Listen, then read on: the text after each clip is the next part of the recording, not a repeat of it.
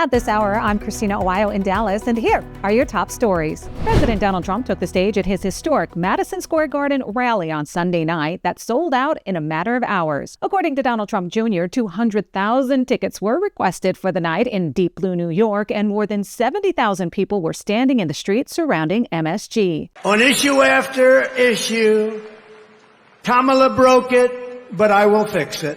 We're going to fix it.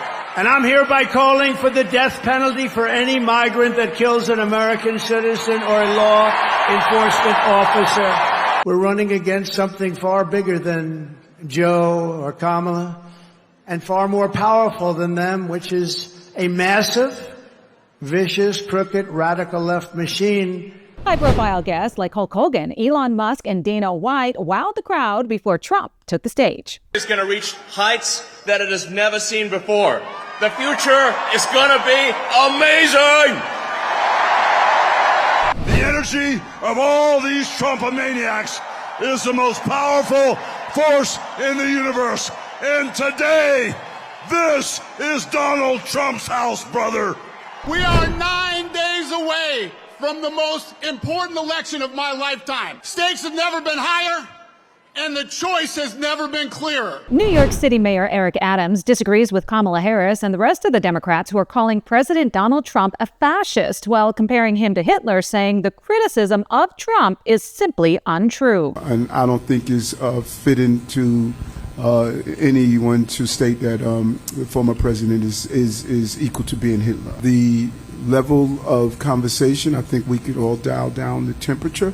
Adams making the statements during a news conference in Manhattan where he detailed the security plan for Trump's Sunday night rally at Madison Square Garden that drew record crowds. Officials in Colorado have confirmed that a dozen mailed ballots were stolen, filled out with fraudulent votes, then returned to be counted for the November election. According to the Secretary of State, the voter fraud was discovered during the signature verification process. 66% of the ballots were stopped from moving forward. However, 33% of the ballots made it past county election officials and were counted. One of those ballots only stopped because a person that had not voted got a notification that their ballot was accepted, so they contacted officials. The fraudulent voting happened in Mesa County, the same county where former elections clerk Tina Peters was recently sentenced to 9 years in prison for a data breach stemming from her concerns over voter machine fraud in the 2020 election. The fraudulent votes that were already counted cannot be removed from the vote total because the ballots are not signed, so once they're taken out of the envelope, they can't identify them. Governor Glenn Youngkin took to X, speaking out against the recent order to reinstate non-citizens back onto the Virginia voter rolls, saying, quote, "Let's be clear about what just happened. Only 11 days before a presidential election, a federal judge ordered Virginia to reinstate over 1,500 individuals who self-identified themselves as non-citizens back onto the voter rolls." According to Youngkin, almost all of the non-citizens had previously presented immigration documents confirming their non-citizen status, a fact recently verified by federal authorities. The governor said that Virginia will immediately petition the Fourth Circuit Court of Appeals and, if necessary, the U.S. Supreme Court for an emergency stay of the injunction. 45 people, including 41 non-citizens, have been arrested in Florida for looting in the weeks after Hurricanes Helene and Milton tore through the state. Pinellas County deputies launched a crackdown on both looting and unlicensed contracting after the damage drew an unprecedented amount of, quote, bad actors to the beaches. Pinellas County Sheriff Bob Gualtieri said, "We've never seen anything of this magnitude before. We've never seen this influx of people from out of the area that are clearly just here to steal and pilfer and to do bad things and to target these vulnerable people." The people arrested are being charged with armed robbery, burglary, loitering and prowling, grand theft, vandalism, and trespassing. Texas Governor Greg Abbott celebrating after a new report revealed that the Lone Star State led the nation when it comes to job creation over the last year, saying that Texas has a workforce of 15.4 million people. According to the Bureau of Labor Statistics, Texas added more than 327,000 jobs from September 2023 to September 2024. Abbott saying that America's leading businesses are fleeing the stranglehold of overregulation in other states for the competitive business advantages found only in Texas, which is true as several big-name companies have left states like California and New York to set up shop in Texas, including Caterpillar, Oracle, Tesla, SpaceX, and Elon Musk's social media platform X.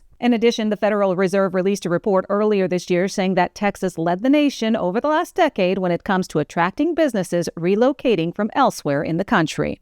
A judge in Louisiana has temporarily blocked state officials from clearing homeless camps in New Orleans. The push to relocate about 75 people living in tents beneath an overpass near the Superdome started in the days ahead of 3 Taylor Swift concerts that could draw about 150,000 visitors to the stadium. The judge granted a temporary restraining order on Friday, ordering state law enforcement officials to not destroy or dispose of the property of unhoused people without judicial process, and to notify people in the state-sanctioned camp that they are free to leave. Texas Tech kicker Reese Burkhardt celebrated after scoring a touchdown against TCU Saturday by flashing a pro-Trump message. It happened on a trick play when the kicker walked 22 yards into the corner of the end zone untouched to put 6 on the board for his team. The senior from Alabama then flipped the ball down, lifted up his jersey, and showed the fans and the cameras a Trump 24 MAGA message written on his shirt. That's what you need to know at this hour. In Dallas, Christina, Aguayo, Salem News Channel.